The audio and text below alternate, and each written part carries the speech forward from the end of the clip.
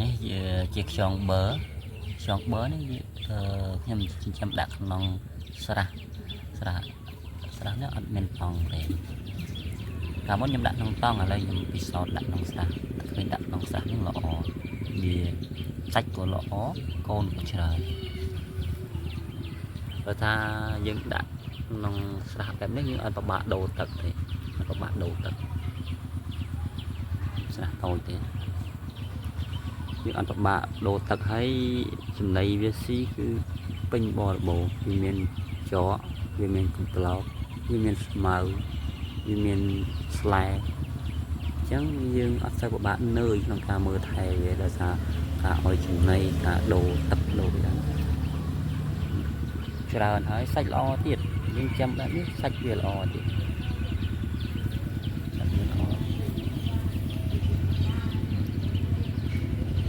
នេះតែខ្យងបឺថាកន្លែងនោះវិញគឺកន្លែងដែលពេញពងតែវាពងមកយើងយកមកដាក់នៅក្នុងនោះ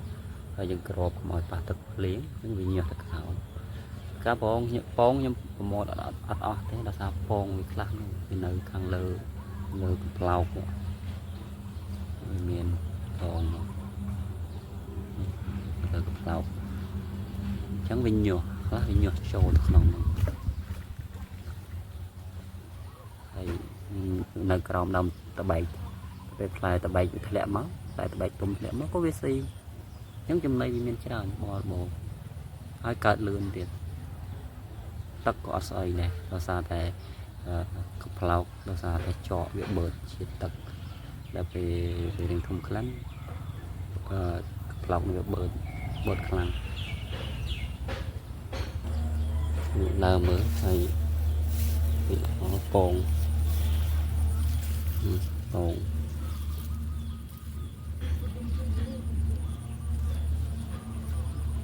ងវាដូចពងខ្យងយួនខ្លះអាចច្រឡំជាមួយពងខ្យងយួនបានប៉ុន្តែនៅក្នុងស្រះនេះដាក់តែខ្យងបឺវាស៊ីឬកំប្លោក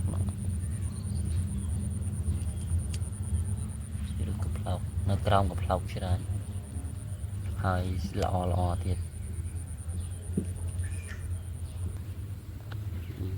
វាមានតកូនកឆែតខ្ញុំដាក់ដែរពេញពួយដាក់ដែរបើដាក់ទៅវាស៊ីអស់បាត់វាលូតលាស់អត់ទាន់សតពងនេះណាអញ្ចឹងពងវាដែលពេលពងនៅលើកំប្លោកខ្ពស់អញ្ចឹងវាអត់មានបញ្ហាភ័យខ្លាចខូចពងវាអត់លិចក្នុងទឹកកាលណាទឹកឡើងមកលើច្រើនវាដែតឡើងមកលើដែរអញ្ចឹងកូនវាញាស់ធ្លាក់ទៅក្នុងហ្នឹងយើងអត់ប្រមូលផលវាដាក់ទៅញាស់ក៏វាញាស់នេះច្រើនវានៅកដំគ្នាវាស៊ីកំប្លោកឡើងចង់រិចរិលអស់ច្រើននេះប្រមូលហើយយកមកឆាគ្រឿងឲ្យឆ្ងាញ់ចង់បឺឆាគ្រឿងឆាក្តៅវិញមកអែម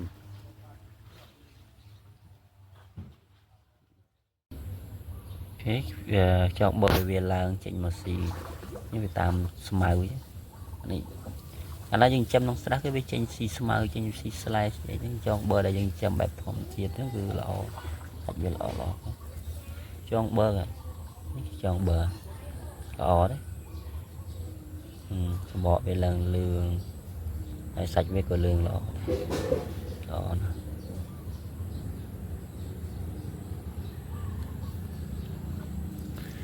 ហើយវាធំល្អទៀតចាំបែបធម្មជាតិសាច់វាឆ្ងាញ់ព្រោះយើងចាំនេះគឺបែបធម្មជាតិតែម្ដងគឺយើងបលែងនៅក្នុងស្រះចាំនៅក្នុងស្រះតែម្ដងហើយការមើលថែដូចជាអត់ពិបាកមើលថែទេដោយសារយើងនៅក្នុងស្រះនេះវាមានចំណីច្រើនស្រេច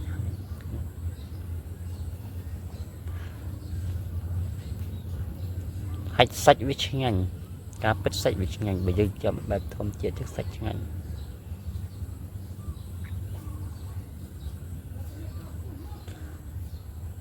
អ្នកខ្លះថាខ្យងបឹងឆ្ងាញ់ ជាងខ្យងបឺអ្នកខ្លះក៏ថាខ្យងបឺឆ្ងាញ់ជាងខ្យងបឹងតែទៅតាមចំណងចំណូលចិត្តរបស់អ្នកបរិភោគតាមពិតទៅគឺខ្យងបឺបើតាមខ្ញុំនេះគឺវាឆ្ងាញ់ដោយសារខ្យងបឺវាស៊ីសំបីតែបន្លែស្អីក៏វាស៊ីដែរស៊ីចឹងការស៊ីរបស់វាហ្នឹងវាមានប្រូតេអ៊ីនវីតាមីនច្រើនអានេះយើងចាំបែបធម្មជាតិណាធម្មជាតិនោះវាច្រើននេះគឺនៅក្នុងស្រះនៅក្នុងស្រះធំខ្លះចិត្តប៉ុនកដៃអីហើយធំនោះគឺពូជ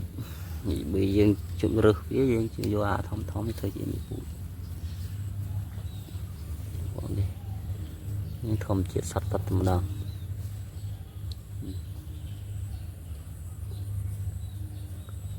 ស្បកល្អទៀតស្បកវាលងហើយពណ៌លឿងស្អាតមើលទៀតនេះធំនេះធំហើយល្អទៀតនេះសាច់ល្អណាស់ចាប់បាត់ច្បាស់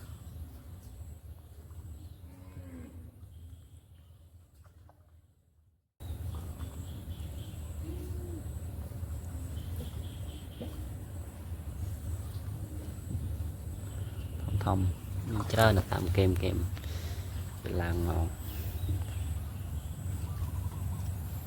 ដើមជ្រូកជន់កូនវាទៀតកូនច្រើន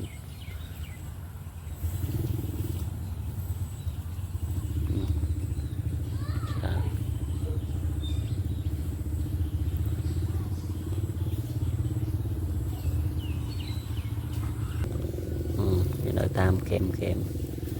យើងវាឡើងពួកនេះវាឡើងទៅពេលមានភ្លៀងធ្លាក់អញ្ចឹងទៅវាចេញវាឡើងមកហ្គេមកដំគ្នាផ្លែតបែកហ្នឹងវាចូលចិត្តស៊ីដែរច្រើនណាស់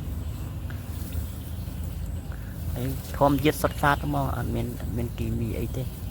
តែយើងចាំបែបធម្មជាតិ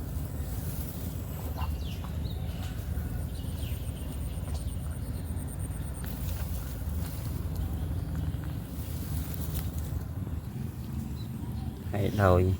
នៅក្នុងស្រះនេះវាមានខ្យងបឹងដែរវាដោយពូជខ្យងបឹងមកតែខ្យងបឹងវានៅខាងនោះវានៅអាងខាងនោះអាងធំហ្នឹងអានោះអាងពូជខ្យងបឹងអាងដែលខ្ញុំដាក់ខ្យងបឹងតែវាដោយមកនេះខ្លះ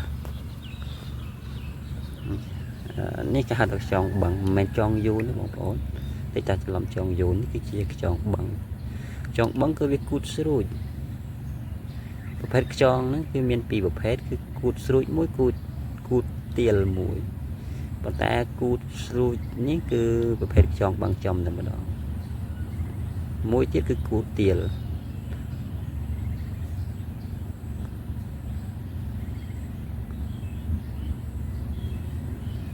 បើខ្យងយូនវាខុសពីនេះខ្យងយូនមាត់វាធំពកខ្យងបឹងគឺធំមានទួយទៀតធំ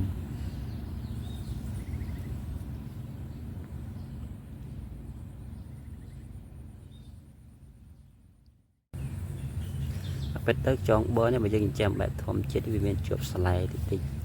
មានថាអត់ជាប់ស្លែទេជាប់ស្លែតិចវាចាំបែបធម្មជាតិគឺមានជាប់ស្លែតិចប៉ុន្តែវានៅតែរក្សាសាច់វាបានល្អពណ៌លឿងបើយើងចាំក្នុងតង់ដែលយើងសម្អាតមួយថ្ងៃពីរថ្ងៃសម្អាតម្ដងយើងបញ្ចេញទឹកសម្អាតទឹកម្ដងអញ្ចឹងសបកវាលឿងល្អតែចំណីដែលយើងឲ្យស៊ីនៅក្នុងតង់នឹងគ្រប់គ្រាន់ឬមិនគ្រប់គ្រាន់អាស្រ័យលើអ្នកចិញ្ចឹមប៉ុន្តែសម្រាប់ចាំបែបធម្មជាតិគឺវាមានចំណីស៊ីគ្រប់គ្រាន់បរិបូរចំណីវាบอกว่าវាបរិបូរឲ្យវាធំធាត់ល្អលឿនចាំតែធម្មជាតិលឿននេះបងណាច្រើន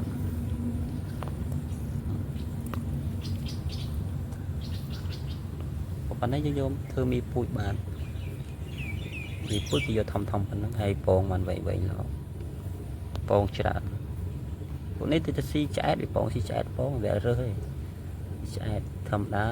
ពូខ្យងគឺ3ខែវាពងម្ដង3ខែដល់អាយុវា3ខែក៏វាពងម្ដង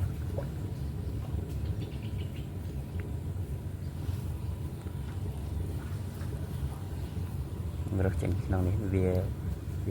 ចេញមកក្រៅវាមានច្រើនជាងនេះទៀតនេះខ្ញុំបង្ហាញដោយសារតែវាឡើងមកលើថតឲ្យមើលសាច់វាល្អលឿងល្អ